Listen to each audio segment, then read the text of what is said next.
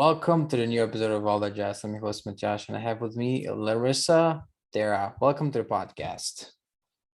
Hi, thanks for having me. Thanks for being on. And I know you're an attorney, and this is a very interesting thing because you're an attorney and also as a side hustle in a way, as a side hustle, Right. you're healing not just other people, but healing sometimes other healers. Is that right? Right, correct. Yeah. Wow, that's pretty amazing. So how did this come to this point where you're like Good question.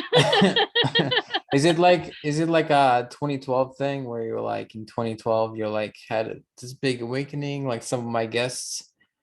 No, 2012, I was definitely still asleep. Okay, okay, how do you define sleep? Like for those who Yeah, don't know. just less awareness of it wasn't really as connected. I was going through a phase of my life where I was having my children and stuff like that. So like I was just in a different phase of life. I think too, looking back, things were starting to kind of come clearer. Like I was starting to get guided towards opening up my mind a little bit more, Yep. but still it wasn't time for me to wasn't my time to wake up yet. So, just kind of doing like intuition was coming more online, but I wouldn't have considered myself to be psychic. I would have been like, well, I'm kind of intuitive, I guess, like that kind of stuff. And honestly, not really feeling like I had a purpose, not really feeling like I knew what I was doing with my life, kind of feeling like I was spinning my wheels. That's still what was going on for me in 2012 for sure. Okay. So In 2012 I was expecting, almost half expecting the world to end, but obviously nothing happened. yeah. I was working that day in Pizza Express in London, and nothing happened. Nothing happened, right? I was Well, same like, thing as like 2000, the year 2000, right? Like nothing happened. yeah, like nothing. They were like, I told my grandfather, I think somebody, because there was all this hysteria. I think somebody's gonna jump out of somewhere, like be all hysterical, and he's like, oh, stop it. Well, you know what? It's funny that you mentioned that because I kind of use those kinds of moments as like a touchstone in a way. Like, we keep talking about in the spiritual community, like the new earth and even just everything that's going on, or we talk about like, oh, this big moment's coming. Yeah. And the thing is, like, things tend to be a little bit more gentle, or they come in more slowly than we think they're going to happen. That's not to say some stuff doesn't happen really instantaneously, but it doesn't tend to affect everyone instantaneously at once in that dramatic, like the world ending. Right. So it's really interesting. Like little events happen all over the place, right? That can deeply impact individuals or a small collective, or even a large collective, but not everybody, right? So it's an interesting thing. It's kind of like I'm really thankful. I will say that things tend to be a little bit more gentle than we fear, if that Right. makes sense. But then also like everybody's reality is a little bit different. And that's another thing that I think that's what we're part of what we're learning is kind of understanding how we are collective, how we are together in one consciousness, but then how we each have we all create our own little holographic reality. So Right. it's kind of interesting. Would you say that the world levels of consciousness is rising at the moment? I believe so. I actually had a really interesting experience even just Monday night. I was guiding a meditation for a small group, and Mhm. we tapped into Mother Earth's energy, and we're helping her release some of the tension and gosh, the word turmoil is coming to mind. Like we were helping channel through a bunch of her energy, which I was not expecting that to happen. Right. But it was funny because I titled the thing New Earth Shift. So of course we connected with Mother Earth and we're helping her with her shift. And just it was really interesting because what I was receiving is like she knows what to do. She's got this under control. She's kind of rebirthing right now and releasing a lot of energy. And for what I received was that a lot of the energy had to do with the reason why I think I'm using the word turmoil is like a lot of the energy is the density that's collected through like the battles and the wars that we do on her surface, right? Because we create all this dense energy with our separation. And I think a lot of it gets grounded in her, and she carries a lot of it. So she's pushing that off right now, is what it feels like to me. You know, do you think it's possible that, you know, if somebody's living in a house and different spaces that are occupied with different people have a very different energy? Yes. Yes. Because It's I had this actually, experience today. I was yeah. some other corner of the house, let's say, and I was watching TV, and I was thinking about my life, and all of a sudden it was like everything turned dark, and I was like, oh. Oh, interesting. It's like, I can't do this, or this is too ambitious, or this isn't good to that. I was like, and later I thought to myself, oh, why? It's like the feel is different in that space, almost like, I don't know how to describe it, but it's like All the time, or just it just came through? it just well, I usually don't spend the time in that place. I mean, that room in the house. So it was very peculiar. So because Yeah. yeah, it's not a common experience for me to spend time in that room. So, but yeah, it's very interesting, isn't it? Like, do you think saging helps if you do something like saging? I do think saging can help. I tend to operate a little bit differently than a lot of other folks. I will use sage or Palo Santo. That's how infrequently I use it. It's not at the top of my head. If I'm feeling like energies are really dense, like let's say I just did a healing for somebody and there's like energy hanging around, then I'll use it. But for the most part, I do everything psychically. So I will go into that space, like I'll kind of go into my third eye, go into that space, and I'll just clear everything out, like just like Okay, so you're able to do that as yeah, connect to the that's place, my and then primary, yeah, that's my primary modality for doing that. that's interesting. So So somebody was really worried, and they had a lot of emotions, and they were mostly stayed in one room, then obviously that would imprint in a way on the room itself. yeah, it definitely can.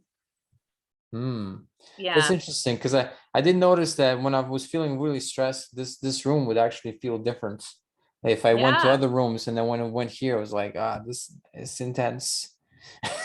yeah, it's interesting. And I'm not 100% sure. I feel like that other room, you maybe have another energy with you in that room. That's what that feels like to me. Oh, But is that then entity also, there? Is I that think so. I'm not okay? 100%. I'd have to go a little deeper into it, but that's what that feels like there. And then, yeah, but at the same time, you're also right. Like that buildings themselves and mechanicals, like all sorts of parts of a house or a building can carry and hold energy. So it may imprint into that space. And it's really funny. Like, I find like I used to be in real estate. And when people buy a new house, sometimes there's like it's almost like the house has to get used to the new people.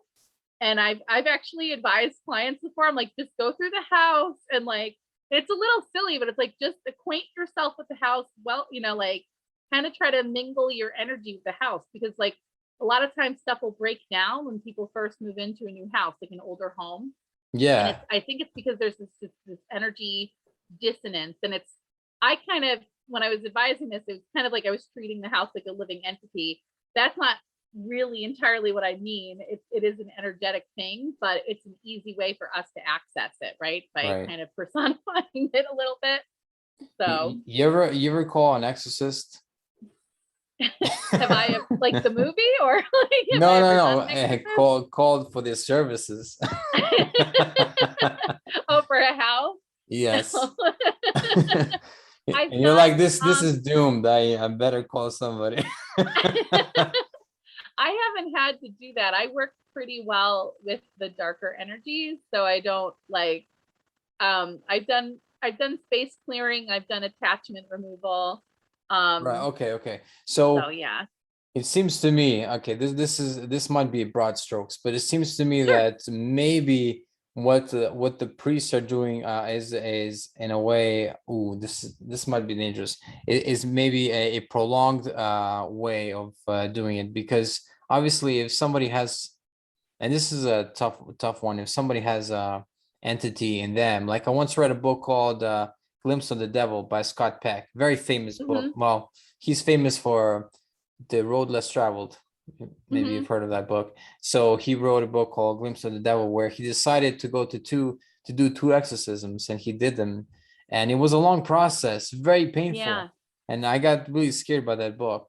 I used to think maybe it would be a good idea to maybe prove God the opposite way, but by proving the devil. But then I read the book and I was like, no. Don't go there. But it seems to me, if you did that, seems to me maybe you, because with your because your technique, your approach is totally different. So maybe it would take you a lot less time and be a lot more efficient. But Yeah, I'm maybe you not haven't had sure. cases that are that bad though. So I don't No, know. I definitely have not really encountered something where it's like this is a demonic possession, right? Yeah, Like yeah, that's right. definitely not. I've dealt with shapeshifters. I've had shapeshifters come Wait, after me. what is Yeah. that? So it's not like humans or people that change into like animals in this case. Okay. This is how they were described to me as shapeshifters, and this is from other my colleagues and stuff. For me, the shapeshifter would enter my dreams and then pretend to be other people. But then it also would wake me up. Well, I'd get woken up in the middle of the night and it would be coming at me.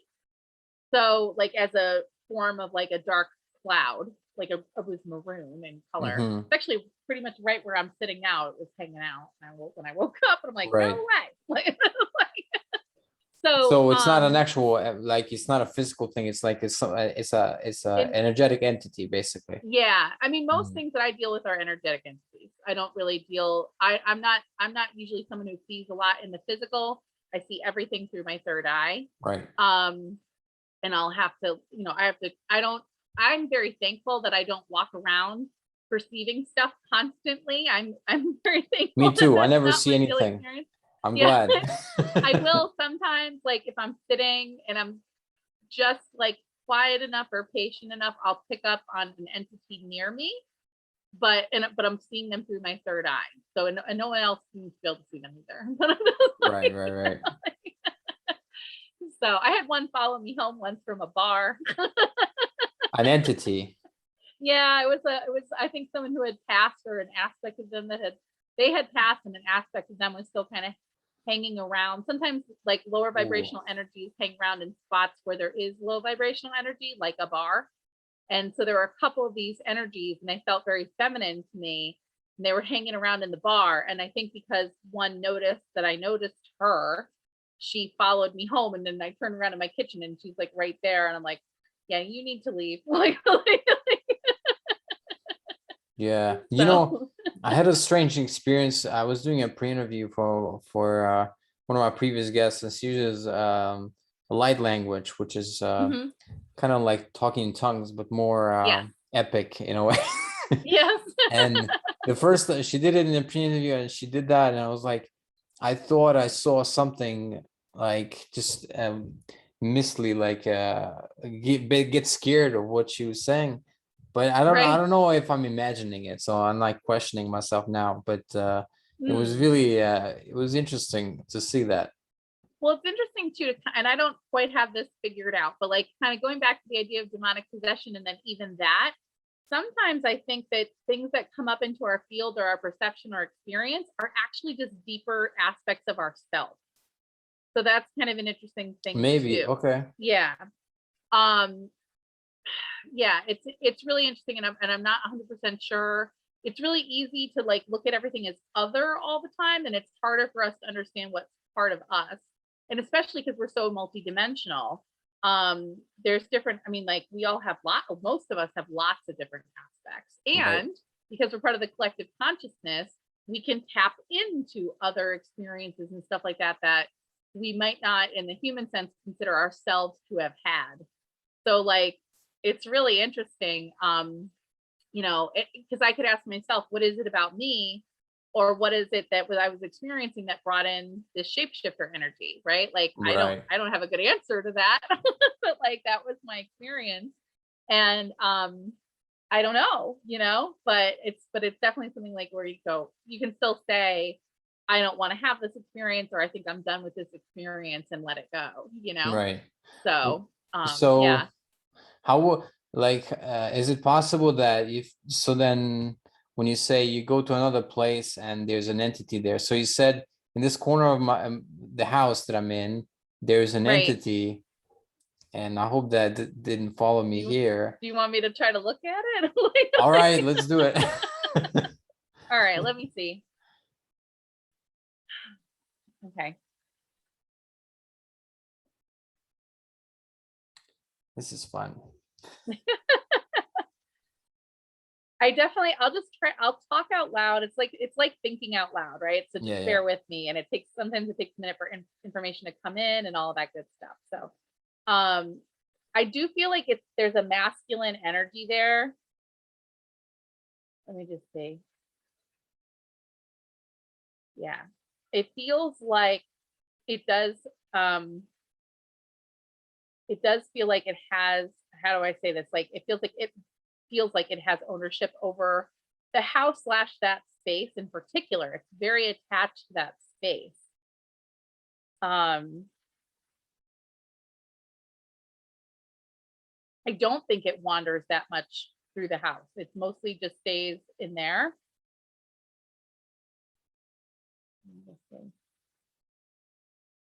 Hmm.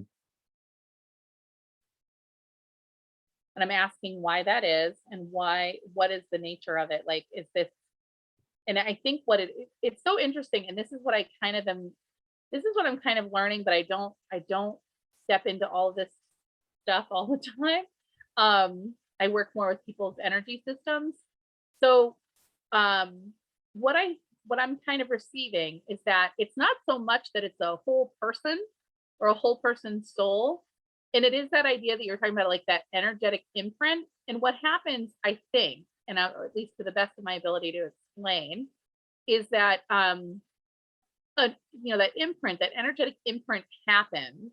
And then sometimes as energy gets added to it, it kind of takes its own form.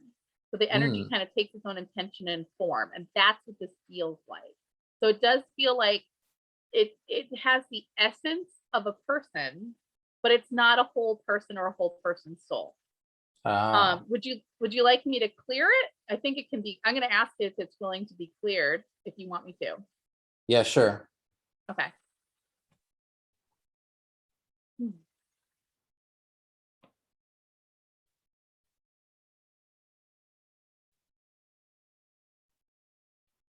Okay, it's reluctant.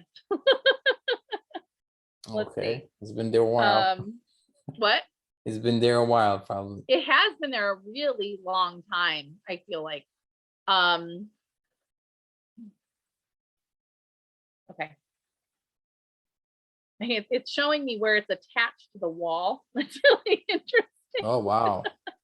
But it's almost like it's hanging on. So just a sec. I'm just kind of, what I'm doing is I am moving light up from the floor up through the room. So that's what I'm doing at the moment. And I'm letting it know that you've revoked permission for it to be there.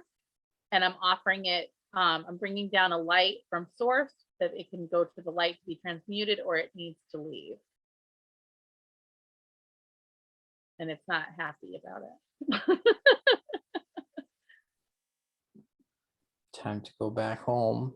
That's right. It is easing up.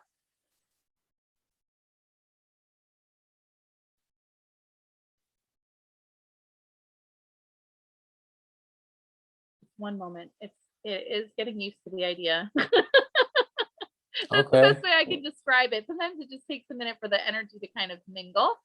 That's pretty quick. Yeah.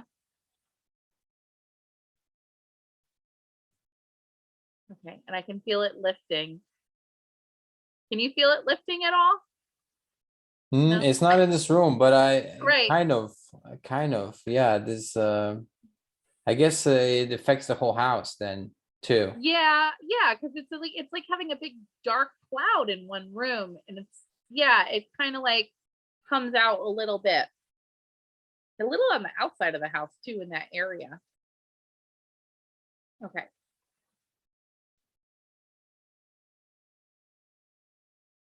Hmm. Okay. All right. I think that's all set. That feels pretty good now.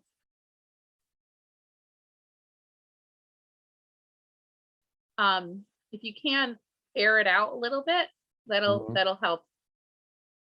Yeah, it's interesting. Like you were asking about the sage thing. It's like sometimes the physicality does, like doing something physically does help. It's interesting. Yeah, I usually sage this room, especially Okay, before that's a a good podcast. idea. Especially before Yeah. a podcast. Yeah. It's like whatever works for you is always the best. Like, you know what I mean? Like, like what I was kind of saying is like, I do that, right? So like I can look, like when I'm doing a session with somebody, I like sit down and I go, okay, what's in the room? Like, like, and then I Right. clear the room out. You can feel it.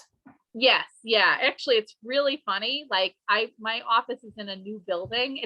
There was a building there before, but it's in a new building in a busy area. But like the first 6 months that I had the office, I would never feel anything. And then somebody moved in next door with like antiques, and like I'm like, there's a bunch of stuff in the room now. And I think it's Right. all the energy attached to all the antiques. It's like the funniest thing. At first, I thought it was this lady who was like house sitting, but it wasn't her. So basically very old things usually have an energy attached to them. Well, yeah, especially right, because so many people use them, and some people love them, and all sorts of stuff. So it's not necessarily bad. It's just like it's just energy. And then of course, when you're working on someone energetically, you just don't want a bunch of interference. That's all. But I have a yeah. I have a friend, Deborah, in Toronto, and she used to live in a house where one year she was organizing there used to be a thing called Buddha relics, and supposedly those things have the energy of the Buddha and his disciples and all that, Buddhists throughout the centuries.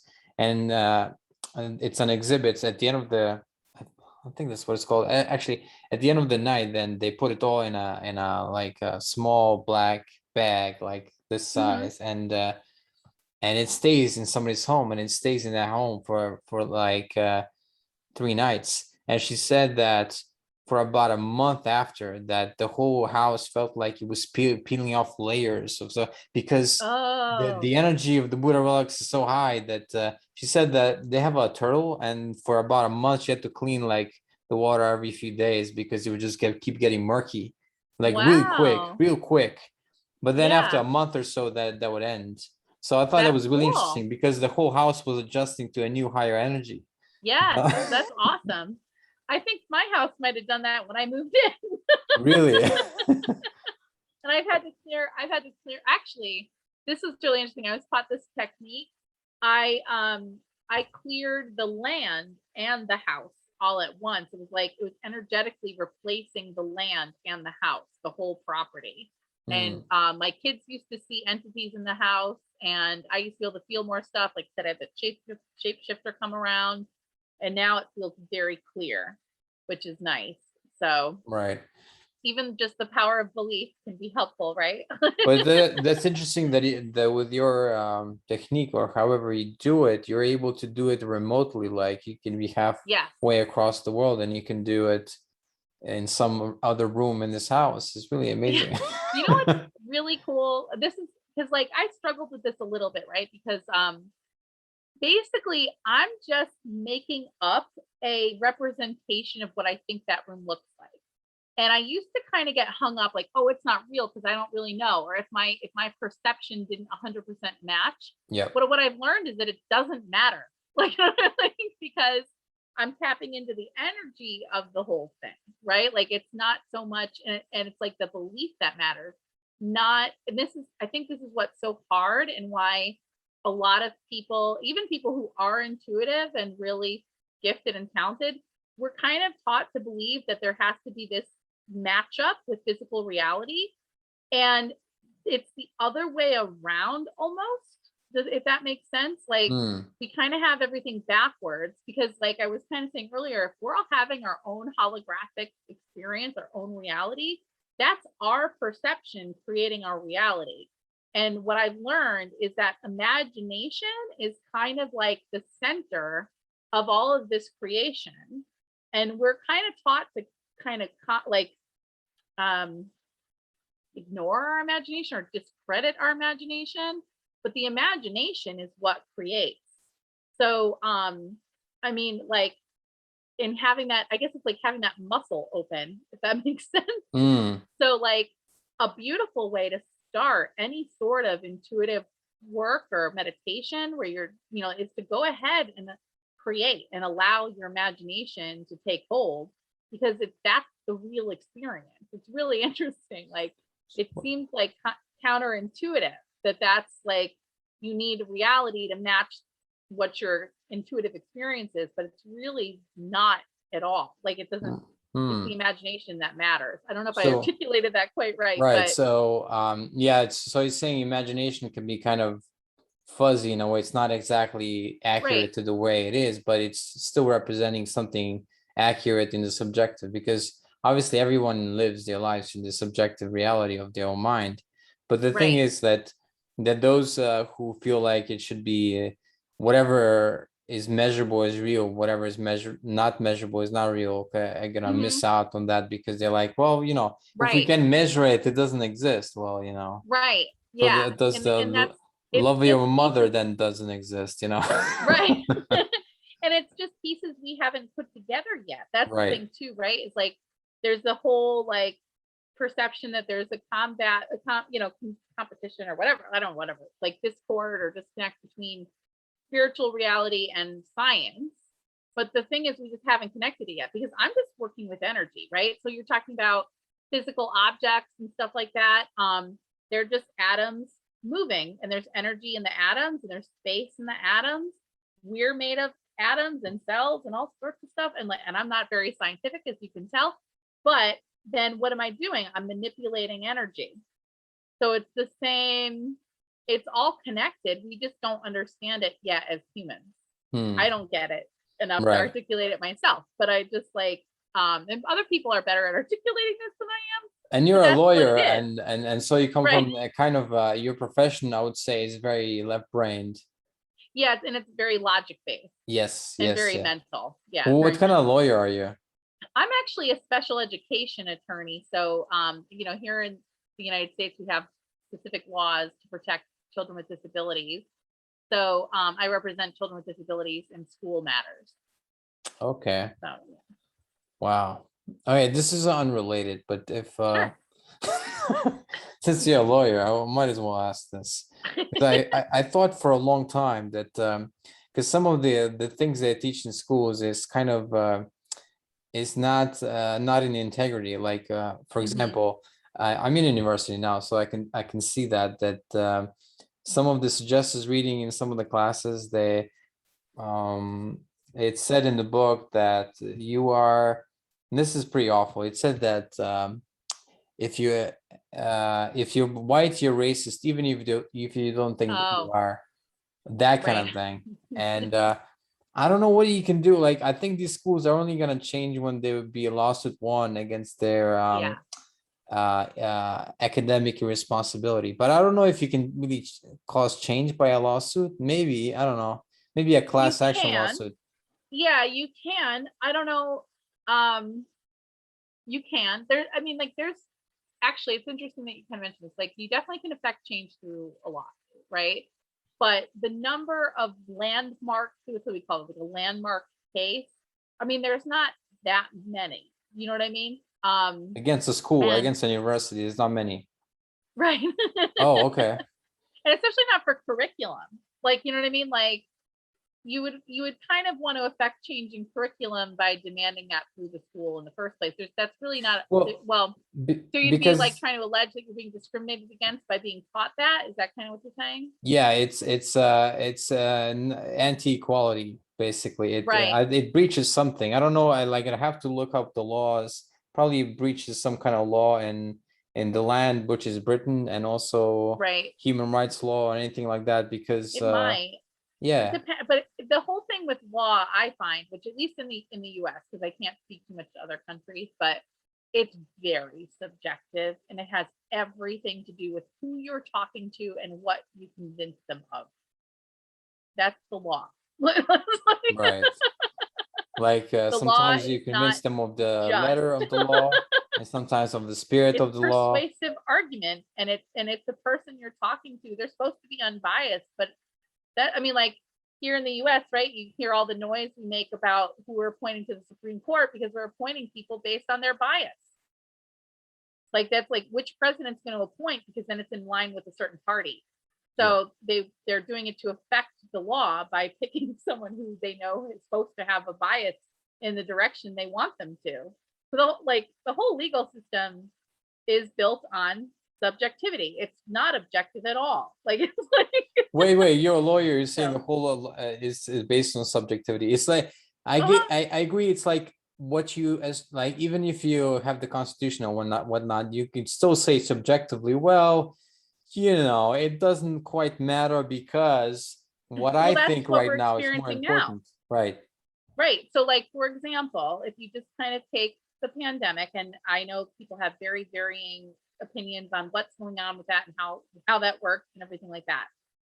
But if you have a group of people who want to get together and spend time with one another, whether it be for religious, like that's freedom of assembly, right? Right. And like that's what we call freedom of assembly, the right to get together with other people. Like, and then of course you have freedom of religion. Our churches were shut down during the pandemic. That's I would argue personally, my heart says that's an impediment on your freedom of religion.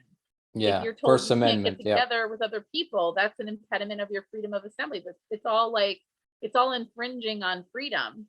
And Why there the was way our no lawsuit though? There should have been a well, lawsuit on the First I Amendment think violation.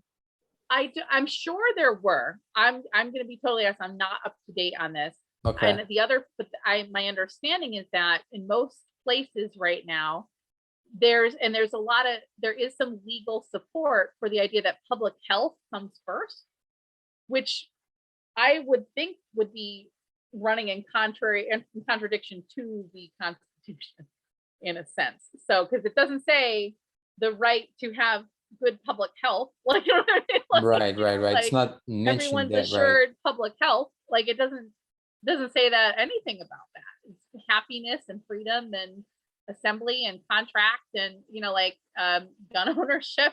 You're not allowed to have your people in your like don't have to take on militia in your house. Like that's the kind of stuff that's in there.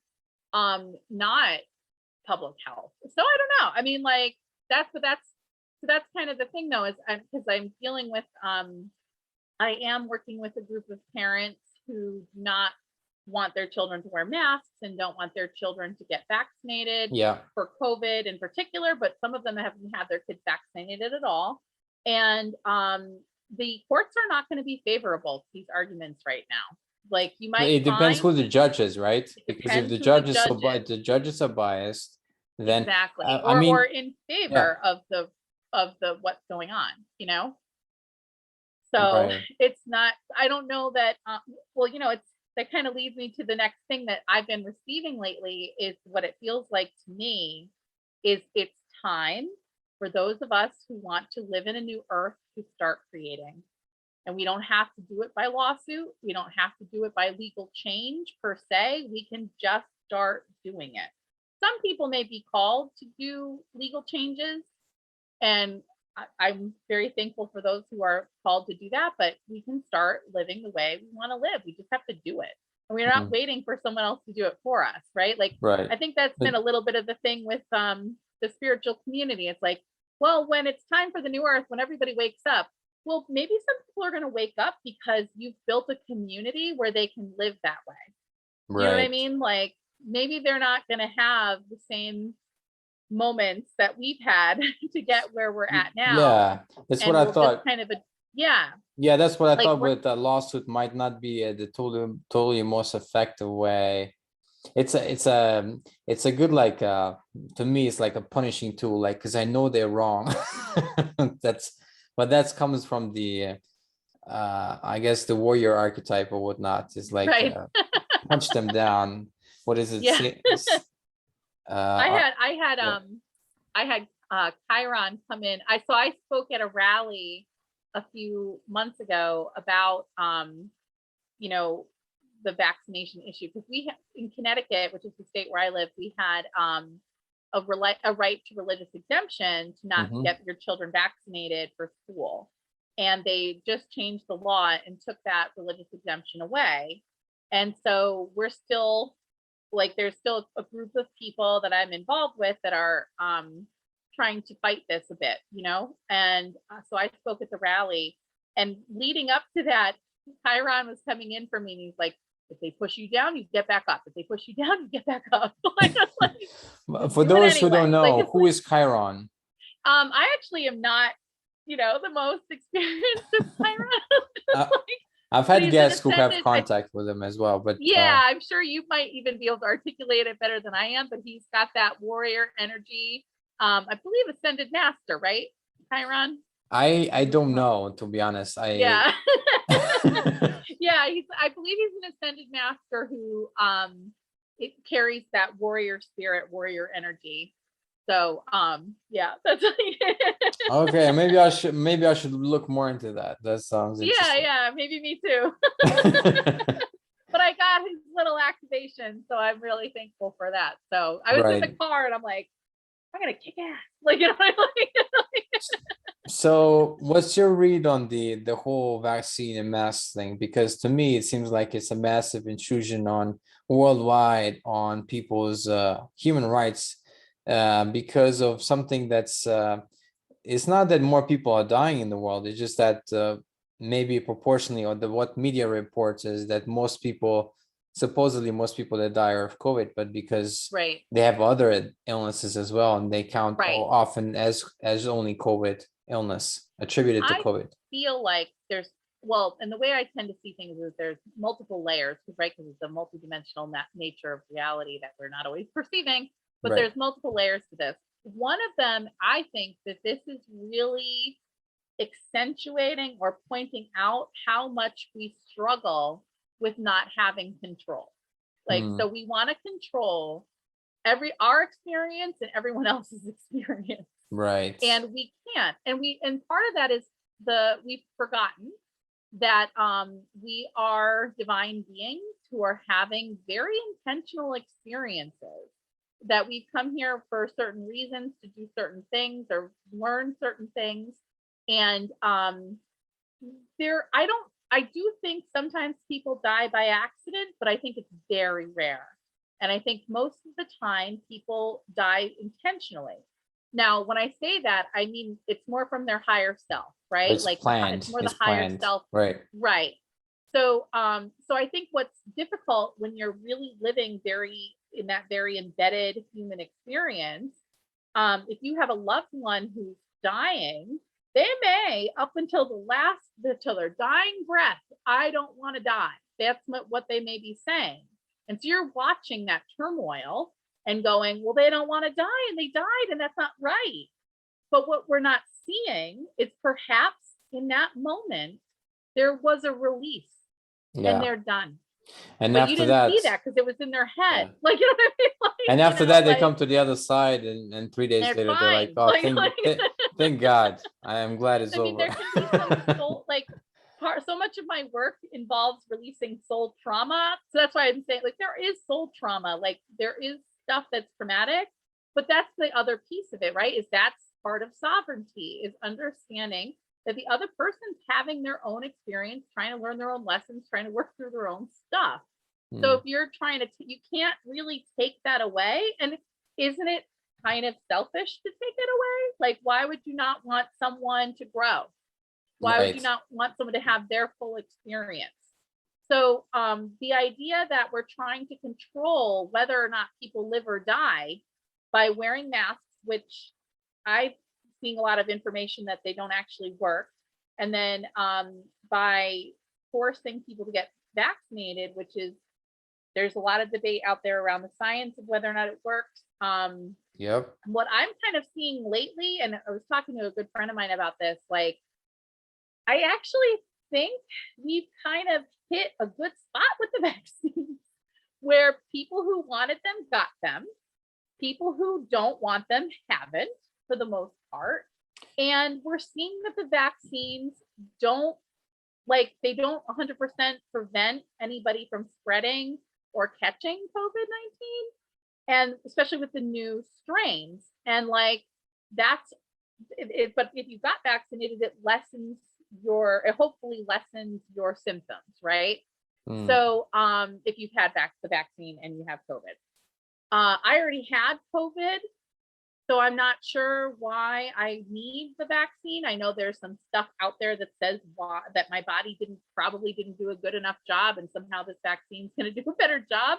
And I find that to be a very odd, unproven argument. Right. And most people survive. It's like 98% Right. or more survival rate, 99. I So did have it really badly. Like, if I did not have someone caring for me, I would have needed to go to the hospital.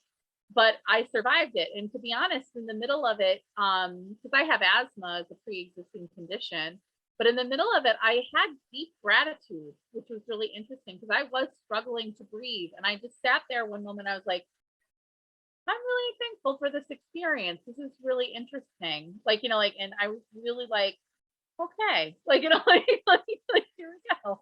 And it was an interesting disease in a sense too, because I could feel it running through my meridians. I could feel it running through my body. I could feel it where there was an energy center in the center of my head. And then once I had mostly recovered, something from it stayed in my shoulder and was giving me wow. really extreme shoulder pain. Like energetically or biologically? Energetically, yes, okay. Because I went to a massage therapist to try to get it worked out, and it wouldn't budge. Like, it didn't. And she's like, "Well, you have years of trauma, like years of tension." I'm like, "Oh no, I get massages regularly." Right. Like, so no, like that's definitely not it. And so I ended up meeting with a good friend of mine, and she helped me release. You know, that piece. We could kind of see it, the energy that was stuck there, and we released it. So. And that's been an interesting journey for me the last few months too, between having COVID and this. I had a head cold recently. Understanding how our body, mind, and spirit all really do work together. Because I think that's going back to that science versus spirituality thing. Like, I have wanted in that logic brain, right, to categorize physical illness, especially a virus where other people are catching it, as something other than spiritual. And it's not, because like, it's still a mechanism that your body can use and your spirit can use to help clear out your system or create transformation. Right. So I mean, yeah. The mind is why amazing. Take that away from people? That's like, you know what I mean? Like, this has been transformative. I'm thankful for my experience. Why would you want to take it away from me? Right. The last 2 years, I think, or at least the last year and a half, a lot has happened. And but my fear, I'm glad you're optimistic, but I think maybe they're going to increase like in New York State, they're or New York City, there you can't go into restaurants anymore if you're vaccinated. You can't do this, you can't do that. So they're restricting rights of people. They're restricting rights. And my state likely won't feel too far behind. And I kind of question a little bit, like, why am I here? Like can't I go somewhere where this is not a thing? Like Wyoming or Texas or some North Dakota or South Dakota, whichever. Like, there's I think South Dakota might be one of the most friendly. I actually just did a cross-country trip, and the picture behind me is Lake McDonald in Glacier National Park, and I was just there like a couple weeks ago. I got guided to go there. So actually, really interestingly too, kind of along the lines of what we're talking about, it's hard to see in the picture, but behind me, these hills actually are spotted with dead trees from a forest fire. And it's the same idea, right? Like, Mother Earth cleanses by allowing these natural disasters to happen. And we think of it as sad, you know, oh, how sad, we've lost all these trees. And it's scary too, right? Like, there are people in the US who their homes are threatened or destroyed by fire, and it's that's very scary. And I definitely don't want to lessen their experience. But same thing, the idea that we can, like, often these fires are started by lightning strikes and stuff like that, things that are outside of human control. And we want to control them, and they're outside of our control.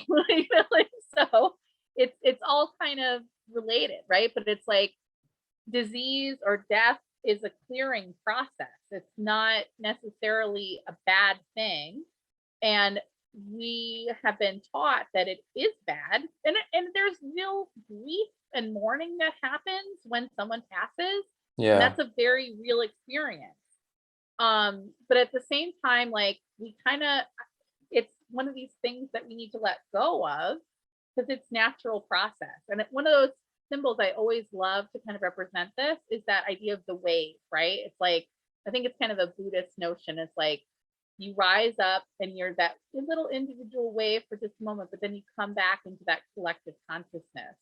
And So you it's like, die slowly. yeah, it's just a Ah, natural progression. It's not unnatural for people to die.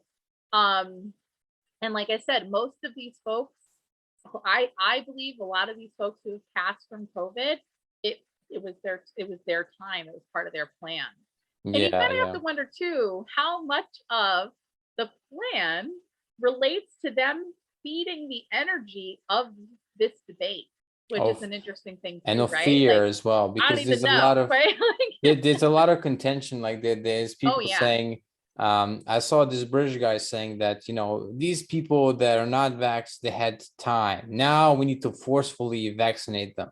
I'm like, whoa, it's not even that serious. Like most people survive it. Like something that has more than like Well, 98% survive, 99 something 99.9, survival yeah. rate. Why would you have everybody put on their masks, restrict their travel, put them in quarantine? Like now, if I want to go to back to UK, which I'm gonna pretty soon, and it's like I have to quarantine after I enter the country because I'm not vaccinated for 10 days. Mhm.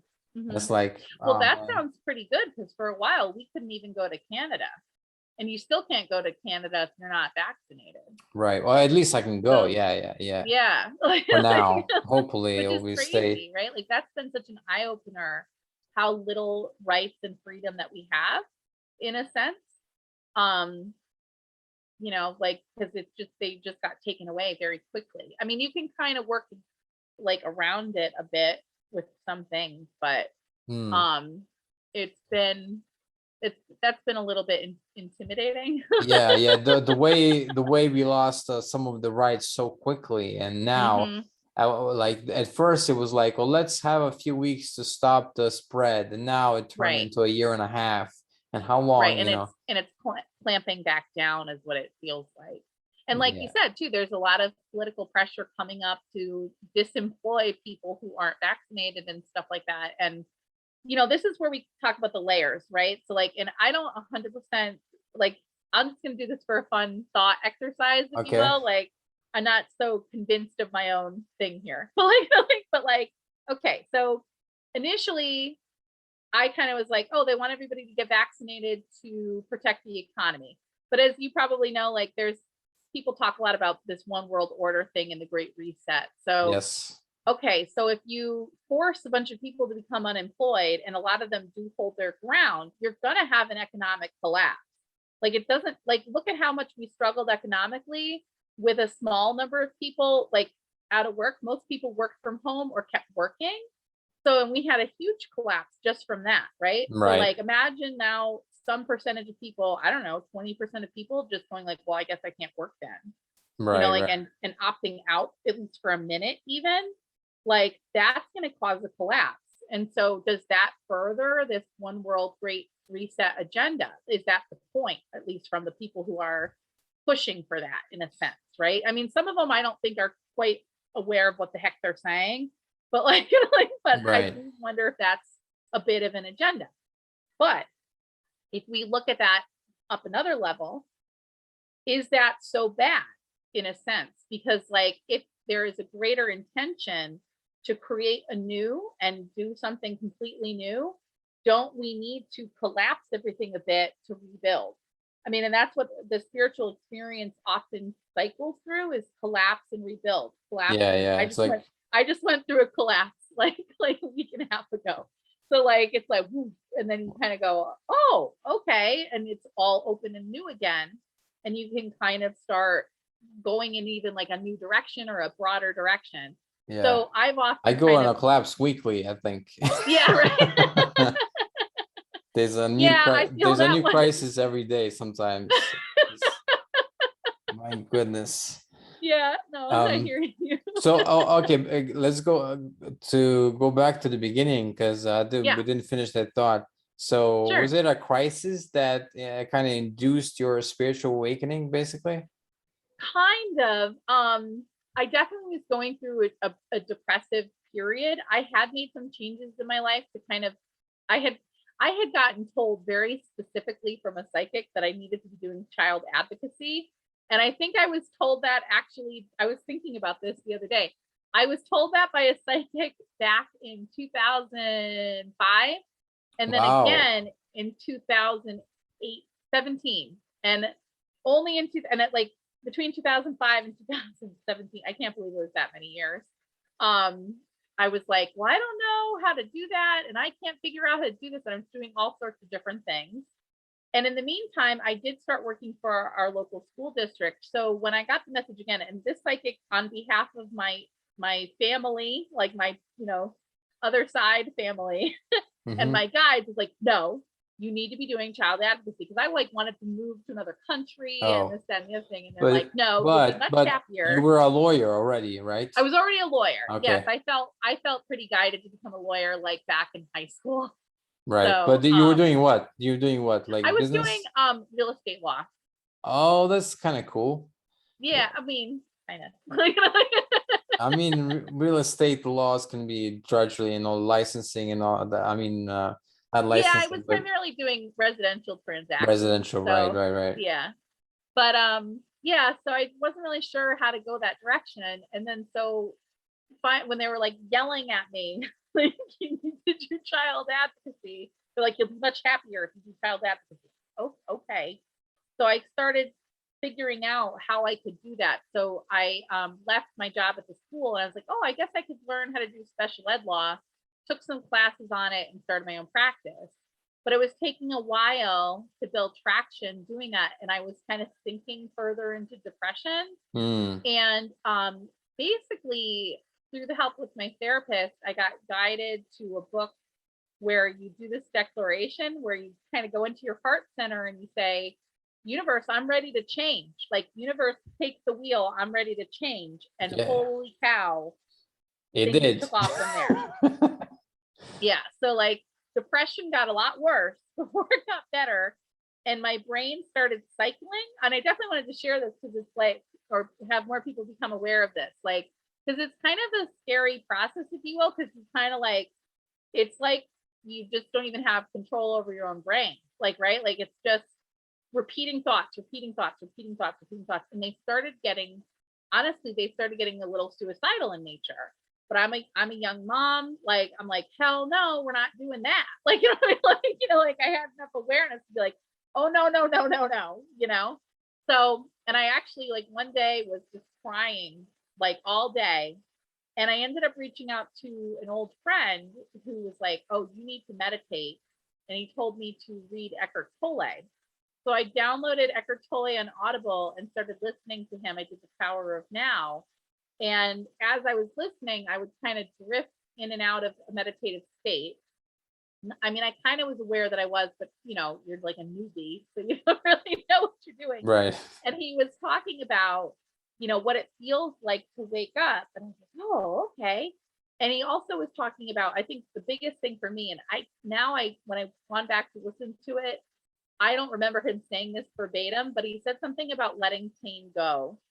And I was able overnight to just drop all of that surface pain that I was carrying. Wow. And I woke up the next morning and I was like, wow, I think I'm awake, like he was talking about. Like, I was like, everything was different. I was like, oh, and everything felt really, there's like, for some folks, myself included, there's a euphoric period that lasts several months where you feel really euphoric most Right. of the time. And time kind of slowed down, Yeah. which was interesting. Like, my perception of time slowed way down. And I just felt freer, and I started taking better care of myself. I started doing things that I love, like, all the time. And it took a little while for my intuition was working, but but I didn't fully have the understanding of it that I do now. So I was meditating. Oh, and this was kind of interesting too. Couple quick interesting things. One of the first times I really did an unguided meditation for myself, I actually went into my energy system and started feeling stuff. Really? Which, like, It's like that. intuitively. Like I went into my sacral chakra and healed my, like, did a major healing on my sacral chakra. I had plantar fasciitis leading up to this. I healed my plantar fasciitis. And I did something else. I think I opened up my pineal gland more because I went into my brain and like opened that up more. Wow. That was kind of interesting. So you're already primed to be a healer, just like messing about with because that's what this first is all meditation, about, right? and you're like, boom. Yeah, we're remembering all the stuff we already know. It just takes time. Yeah, it's like your spirit when boom, we're live. Right, exactly.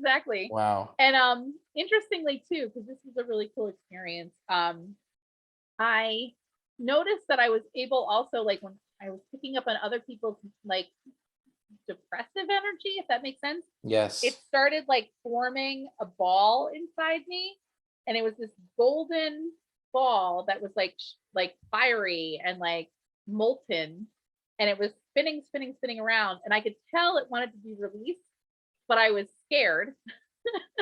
So I kind of like shut it down and I like went to sleep, but then it came back a few weeks later, and I ended up shooting it out my throat and out my back shoulders. You know what?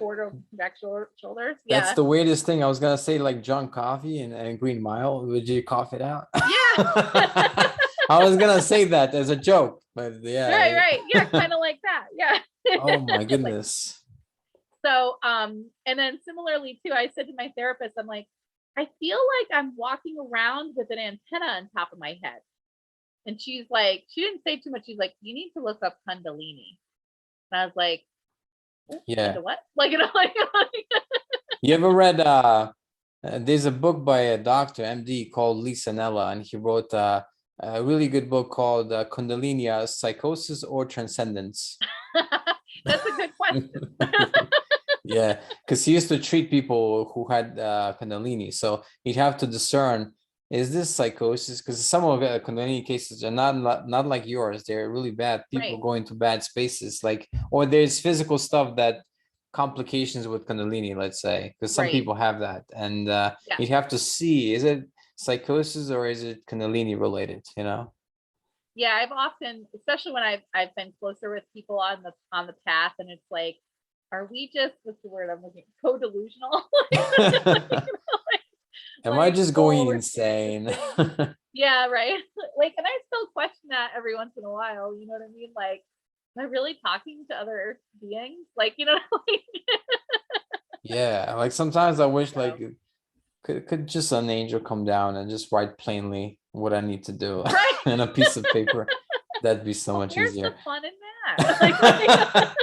Right, they're like, no, we're not gonna give you that satisfaction. Well, you know what, I did have a kind of mini revelation at one point. I'm like, well, if I knew everything that was gonna happen, this would be really freaking boring. Oh yeah. You're just like waiting around. Oh, first of all, you'd be like, something will happen. Yeah, like where's the mystery? And before that, I was just gonna watch Netflix and chill out. Right. Yeah. You know what's funny? You mentioned that too. And I feel like there's a lot going around in the spiritual community too about what kind of behaviors are spiritual and which ones aren't. Yeah.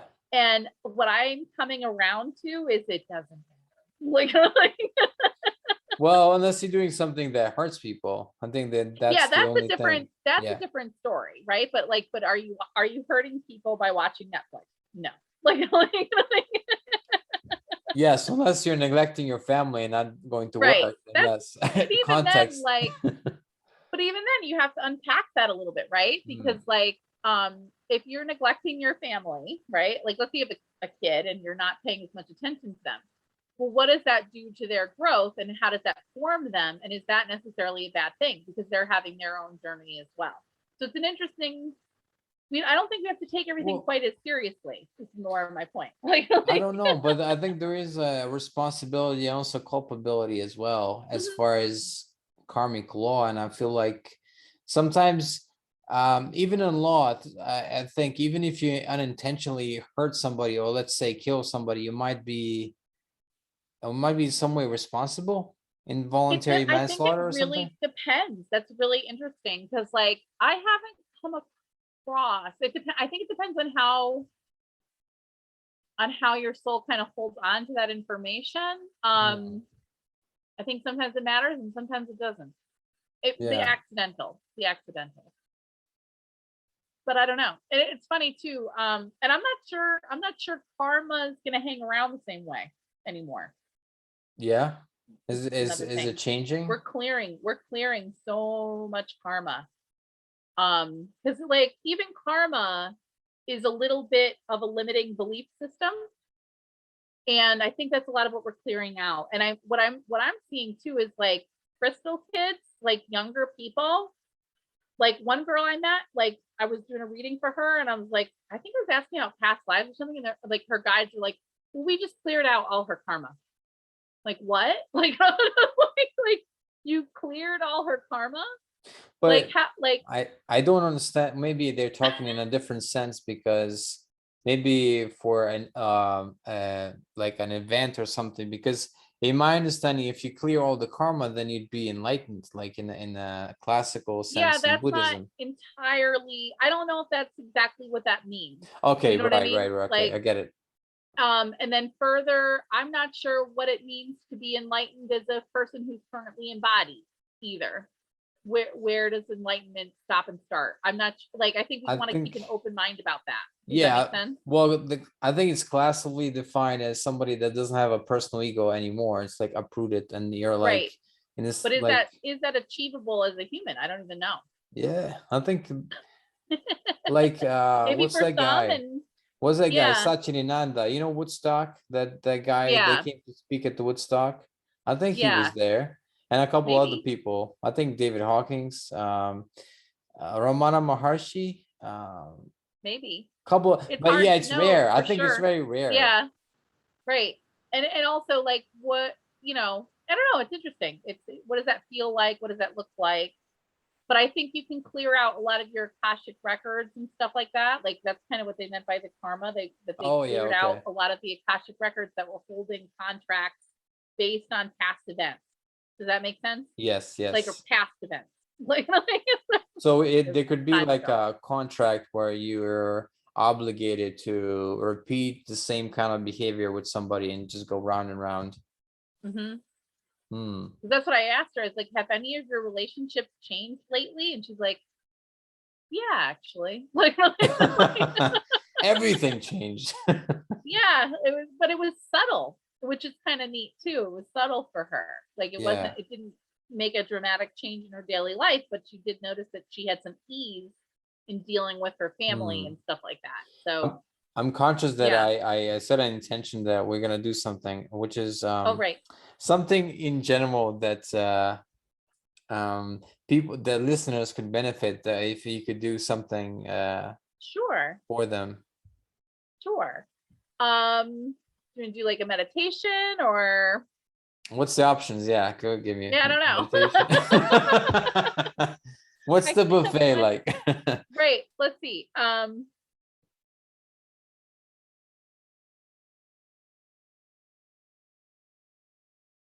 do feel like I speak light language too. I feel like there's some light language coming in if we want to try that. Let's do it.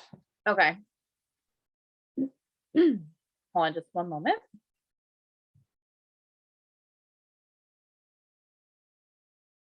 Jira kerja makin jibu gora kena kerja bugara kita bugara kena bora kita bora rana. Cuma kita berjumpa kita bugara kerja bugara kita orang kita na bora rana jumpa.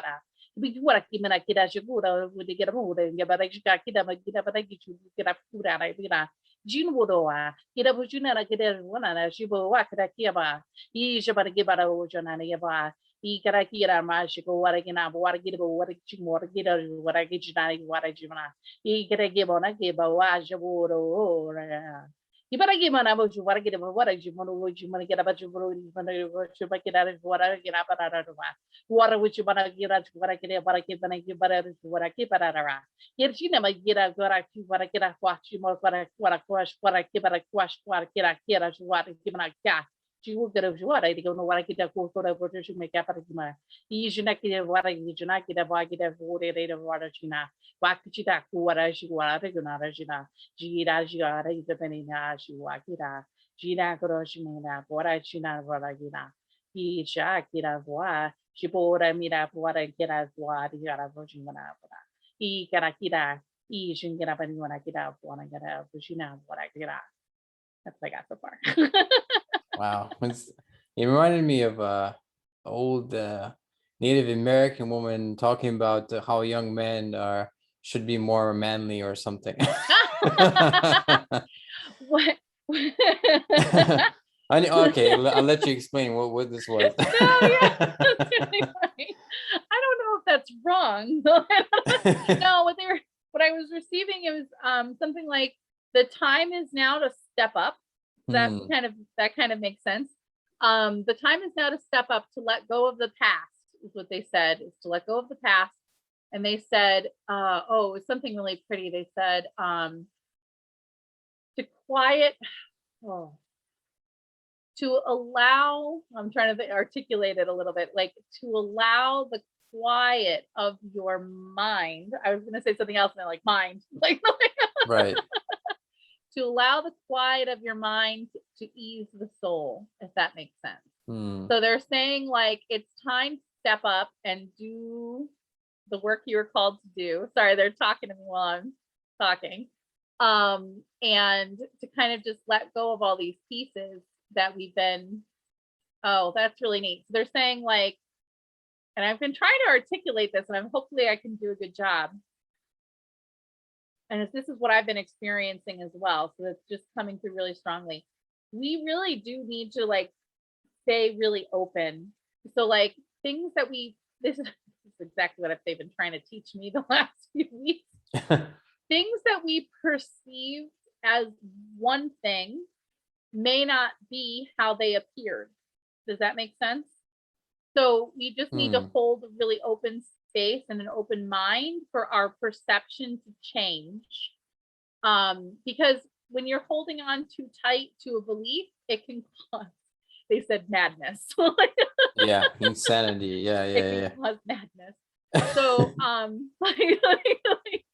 so just to kind of hold open for new information coming in and new perceptions of reality, because that's what I'm getting a lot of myself lately. Like, it's like, oh, that doesn't really matter. Oh, that doesn't really matter. And, like, that's not to say that our human experience doesn't matter. That's not what I'm saying. But it's like, here's a really good example, because, well, and yeah, I'll come back to this, but, like, so I don't meditate a lot.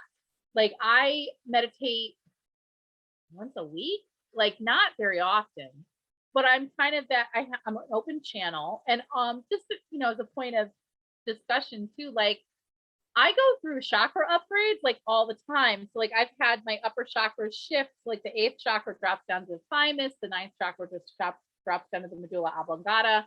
There's something going on. They've been building something back here lately. Like, that stuff happened last year, a year ago. This stuff is happening now. Is that kundalini or is that something else?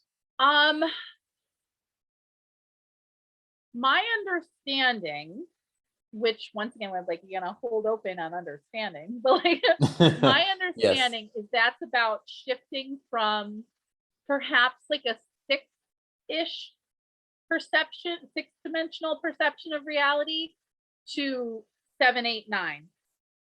And so then what I think is happening now is I'm moving from 9 to 10, if you want to put a number on things and whatever.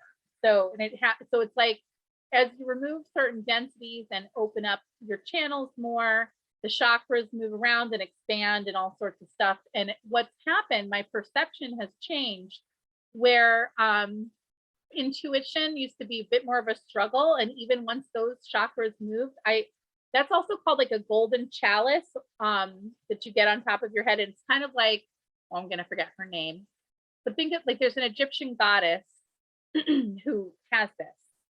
And what I would feel when I would receive intuitive information, like doing readings for people and stuff, I'd feel that information bounce around in this cup, just energetically, until it kind of came in my awareness. Now, since I've been shifting again, all of it's just right here. Like it's just right with me. There's no pushing, there's no pulling, there's no change in energetic vibration. Right. It's just there. And it's, which is interesting too, because then it's like, well, what's my thinking and what am I receiving? Right. So that takes a whole nother level of trust with yourself, right. that you're saying the right stuff, like, you know, like the stuff you're intending to say. But what was my point with that? There's just like, there's so much like moving, and like that's kind of, what was I getting? Oh yeah, my point being that there's no wrong way to do this. What you need will come to you, right? So like, you don't have to hold any guilt or shame or whatever, that you're not meditating all the time. You don't have to, I mean, like, this is controversial for sure. I don't know where veganism falls on this. You know what I mean? Like, I don't know where, like, Yeah. Well, that is not, controversial. Yes. it's very controversial. Like, I don't know where that falls on this. Like, I think it's not important, in my opinion. Yeah. Well, that's also my opinion. I am not vegan, and they move my chakras around and I get more and more psychic all the time. So like, and they told me not eat meat. I'm supposed to eat less red meat lately, but I need meat to survive personally. So, and that's a whole other topic, right? But like, yeah. But very controversial. So like, and so there's some people believe you're not spiritual if you're not doing this, you're not spiritual if you're not doing that. I've noticed too that people will say, like, if something major is happening to you, it's because you haven't done your work. That's not true either. Because something major might happen because you're doing work, and then that's and you're ready. That's why it happens. Right. And unfortunately, exactly. I've always been dismayed when it happened, was because I'm like, well, why is my life turning into a disaster? Right. I've had different arguments with different family members over the course of the year. I stayed here. It's like, oh man, it's like, and I think all of it was in some way to help me learn something. But I'm like, I don't want to. Like at the moment, I'm like, Right. this is just, it's just too much. Why are they acting this way? You know. You know, I'm hearing too that this month is going to be a major focus on relationships. So just be mindful. Ooh, for me. For everybody, like for everybody, like the yes, theme, like the universal theme right now is going to be relationships. And I've noticed it's starting to creep into my field, like little conflicts coming up. And I know I'm in a place where I'm being encouraged to do my best to hold neutral.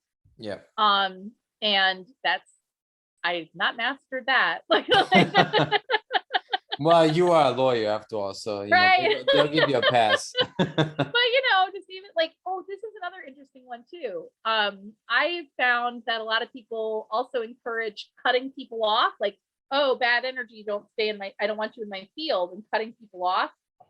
Another piece that I haven't really mastered, but there's been for a while where I've been like, that doesn't sound like the right answer. Now, that's not to say to stay in situations that are abusive or anything like that. And I definitely have had spirit take people out of my life very abruptly at times. And I don't mean because they died, but just like a conflict coming up, and even me just going like, what the hell just happened? Like, I haven't really fought with anyone. It's just like, okay, I guess we're not friends anymore. Like, it's weird. Right. So like, you know, actually, it's really funny. It was around the same time of year, but yeah, last year I lost about 2 friends in a space of 2 months. I lost 3 in one weekend. 2 months. Oh wow. Yeah, one weekend I lost 3 friends. You win. Yeah, I know. It's just like, but I see now where if I had stayed in closer relationships with them, I would have been held back, not because of anything they were doing intentionally, but because of the dynamics between us. Yes. I still have love for them. I still care about them. They're all psychic. I would still refer people to them because I don't take it personally. You know what I mean? Like, it's just been, I think it's been at least to my benefit. I hope to theirs as well, in a sense. But yeah, so that's another piece too. Like there's all these, there's, people are kind of becoming aware of the whole idea that love and light only is not a great pathway to expanding your consciousness, Well, but it'll there's pull so up many all layers the. to it. Well, what happens, and I found this to be true, if you decide to be really loving and all that, it's gonna pull up everything that's not, and you're just gonna, one That's a time I good way of prayed, putting it. yeah, that one time I prayed for God to let me learn my lessons really, really fast, really, really fast. Oh no. And then what happened was this drunk guy at the hostel that I was working on reception, attacked me because he wanted to rob us, and he Oh tried no. to strangle me. I escaped, and then he couldn't find the key because there was like 20 keys on that thing, and then yeah. But anyway, Oh man. Yeah. I yeah. always ask for gentle. I mean, it was quite that was a fast way to learn something, I guess, but I wouldn't recommend that prayer. It's kind of intense. That's always my confusion too, is like I'm an intense person in a sense. Like I go at this stuff, like, Yeah. right? Like I'm like, bring it on, bring it on. Like, and I know there are other people who are like, well, like, like, and there's nothing wrong with either thing. And then I get overwhelmed, and I know sometimes I'm getting really great opportunities and cool stuff is coming to fruition, but I'm like, how much do you think I can do at once? Like, Obviously they I have can't trust in bring you. in Yeah. like 4 new jobs and like go through a collapse and an illness all at the same time. Right. Um, So it's interesting. so if people want to contact you, and what kind of services do you provide for them? So primarily right now I do the multidimensional healing, which I call inner light healing, which, to just describe that a little bit further, I go through your chakra system and I basically read your Akashic records associated with Cool. each chakra. And so I'll get like information about contracts that need to be released or contracts that are still good. We'll do contract revision sometimes, that'll come up occasionally. Past life information, vows, like all sorts of stuff. Can we do a past life right now? Yeah, you. Because I was always curious. I did this, and this is based on my personal experience. So one time there was a lifetime where I was because this is from a workshop I did in Canada. Sure, yeah. And this is there was a lifetime where I was kind of a soldier, and we went someplace, and I had a hard time with everybody like yelling at me. Obviously, that's what happens in army, and and then it must have been cold because I lost my platoon, and because it was cold, I died. Okay. So is that an actual thing, or what? I get, oh shit. Okay, this I swear, but this is my left No, go brain now ahead. trying to see if is it real or not. But let's go with it. Okay. I mean, let's see. But and I wanted location. You want a location? Yeah. So locations are not my strong suit. I Oh, get okay. very vague locations. Got it. And my word of advice with locations too is to go with your gut and where you think you were. I mean, was it World War One? It might have been Britain or US. Yeah. Might have been Iowa or Oh. something like that. Johnny, Like, I think. Was it Johnny? Is where you were coming from? No, Johnny was the name, I think, if I remember correctly. Yeah, I know. Sorry, I what? mean, like, you were from Iowa and in a platoon fighting overseas. Is that what? That was a vague sense of it. There hasn't been that many wars in Iowa. No. The Iowa maybe the origin, right? So people. Right. Yeah, no, that's why I'm just clarifying. Yes. Yeah. Interesting. That doesn't, let's see, that feels pretty good. I think the biggest thing is you were having a lesson there, right? Like that's the biggest thing. Because you were describing it, and it's like, it sounds like a little bit like maybe you let pride or ego get in the way of your safety. Right. Is that why I got lost? Yeah. Oh my goodness. Something like that. Like, that's interesting. So here's the thing. Hmm. Hold on, I just want to tap into that for another minute. It does feel very associated with you. I do think that belongs to you, if that makes sense. But I think we have to hold a lot of space on what's ours and what's not ours, if that makes sense. I'll give a really good quick example.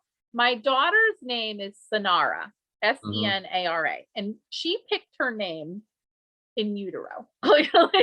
She picked her name. Wow. She picked her name because like I didn't really know what to name her, and I ended up being kind of like guided to that name, and that felt like the right name.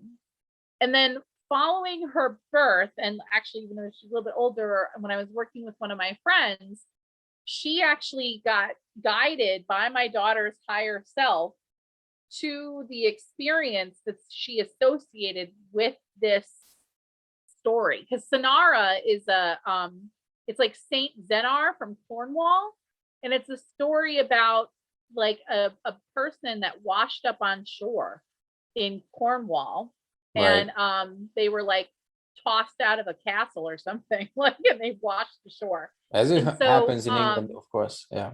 yeah, so like her higher self has an affinity in some way for this story. And I'm not 100% sure that it's something that Sonara's soul lived through or not, to be perfectly honest, but it was a story that they had an affinity for. And so I think that sometimes is what we're seeing is like, because that's another thing. Oh, it kind of was coming up when you were talking a little bit about the like race agenda that is, or race curriculum. Yeah. I struggle a lot with what's that phrase? Critical race theory. That's what it is. Not critical. I don't know enough about critical race theory to actually talk about it, but more so the idea where you steal someone else's culture. I forget what that's called. Appropriation, cultural appropriation. Yeah, cultural appropriation. That's a weird concept to me because Really, if we're all everything, what if you bought like Native American art that you made in another lifetime? How are you culturally appropriating that? Like that doesn't make any sense. Like, and also, like, you know? and also, like, who invented the alphabet? So everybody's appropriating that and all that, like, right. or did letters, so numbers. They, yeah. if you go to the end of it, it becomes absurd, and you're not supposed to. You know, if somebody invented the laptop or the camera, you're appropriating it. Like you can go to absurd lengths. You could go. No, this is that good old slippery slope argument. Exactly. Yeah, so that's a weird concept. So it's the same. So with the past lives, all of these experiences belong to the collective consciousness. That's why they're in the Akash. That's why, like, you know, you can borrow all of this energy and help it, like, use it to help kind of create the experience you're having now, if that makes sense. So, and I think what we'll even find is like some folks who have never incarnated here before will borrow experiences from the Akash, these lives, to kind of build their awareness of what it's like to be human. So they may go through a past life recollection that shows a past life, but perhaps, and this is kind of like, I do feel like to a certain extent, we're trying to figure out something that we don't fully understand too. Right. So hold open, like, you know, like hold open for new information. But, you know, if their energy, if this specific little branch of their energy is never incarnated before, they need a frame of reference. Right. So they'll borrow experiences. So, you know, that's definitely a part of it. So like how many lives a person has had, how many aspects they have, I don't know. And like, you know, it's just more what's the information they want to build upon, you know? It's all the left brain start trying to figure out exactly what, like, right, which is so fun. I mean, like, you know, like, I mean, it would be fun kind of attached to the meaning, you know? Right, because if somebody had a lifetime in another galaxy where life was totally different, it'd be hard to recollect it, I guess, and be maybe it's. I think it's possible in some other. I don't know, like. There was a guy called Michael Newton that did life between life regressions, and he'd sometimes find people that went actually. Yeah, I recall the life on Maldeck. Okay. So where that was blown up. That seems to be a theme. Malbec. That's a cool name. I like it. Yeah, Malbec. Malbec flew, according to legend and experience, I guess. So Malbec, the people there had a bunch of people thought that they could kind of keep moving. And there's different interpretations of this. You might look this up, and I think my higher self holds this stuff a little bit more neutral than some people do. So my exact telling of it may not match up with some other tellings of it. Because in my recollection of it, it was very gently controversial. It was not a war in my Right. recollection. right. But my understanding is that there was a faction of people that wanted to experiment with like chemical weapons or technology, like that kind of technology. And other people were like, no, that's not a good idea. And perhaps even other beings from other planets were like, no, that's not a good idea. But we didn't interfere with free will, and instead built a system around it to help people get off of the planet for when this happened. Really? So that was, wow. yeah, so that was the It's part I was a part of. I was helping to get people off the planet. wait. So you're And- saying yeah. teleportation is possible then? Is it physical bodies, basically? Yeah, well, I'm not 100% sure. Oh, okay. It There- might have been some there other was- constitution of bodies. Okay. Yeah, and sometimes I think too, sometimes because we're like, you know, like we're kind of talking about, we're using our human brains to have these experiences. Like, so there were ships involved, but they definitely Oh. like there was something about, I think the Arcturians or something building a wormhole though too. And we went to Arcturus. I went to Arcturus after I was on Malbec, Right. and then I came here. So and I had I did the whole experience where I was talking with the council before incarnating. So I lived through that. I like Right. got to They're through that like, oh, experience. go to that redneck planet, Earth. Right. Well, that was the funny thing, is because then they're like, you know, like this was a QHHT session, quantum healing hypnosis. Right. And the person who was guiding me was like, well, what's going on Earth? Like, what are you trying to do? And I'm like, well, it's kind of like we're trying to prevent them from blowing up, like on Malbec, but they're not going to blow up. But that's kind of what we're trying to do. It's the same idea. And then funny enough, recently I did another, I did a beyond quantum healing session because it's remote. So like, I think you can't do, I guess Dolores Cannon and her camp got really technical on this stuff of what is Right. what, depending on where you are and blah, blah, blah. It's all the same. Like, sorry to burst the bubble, but Right. don't matter.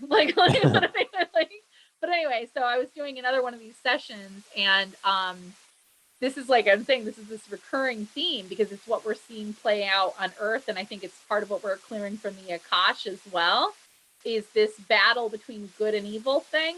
Mhm. But it's not really good and evil. It's just two different groups having different ideas and clashing. So like I was basically I was like in heaven watching the battle between the angels, where the archangels fell from heaven. And the way I was explaining it was like, oh, well, we have an opportunity to work with the beings on Earth, and we want to do it one way and they want to do it another way. And then it's like, and then they fell, and now they have a lot more control on Earth than they would have if they'd stayed up in heaven. So they're controlling from they're like fallen angels controlling Earth. Yeah. You're saying, is Which that the reptiles or arguably- something? I don't even know. Like, some of this is so confusing. And like,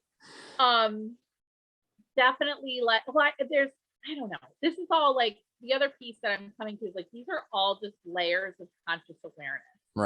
Right. So like, they may be all stories we tell ourselves or experiences we have, because if everything is kind of rooted in what we'll call imagination, and that kind of like that expression of energy that creates different realities, like, I don't know what's real or not real, or maybe everything is as real as anything else. Like, it doesn't, I don't know.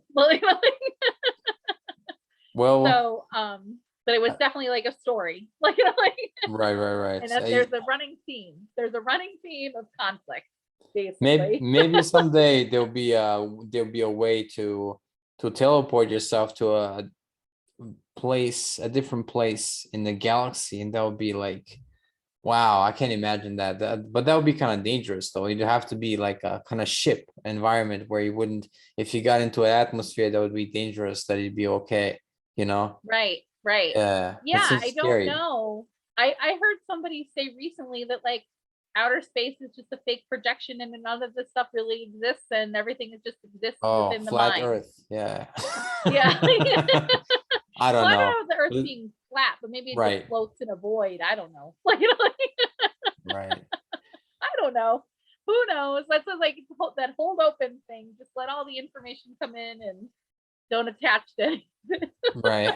Well, I'd like to go into space, see for myself, and just be. I think Yes, it'd be a cool thing. I can appreciate that. I Um, think actually you would have a real experience, right? Like you would have, if you, let's say you got in a rocket today and shot up into space, you would probably see space the way we think you see space.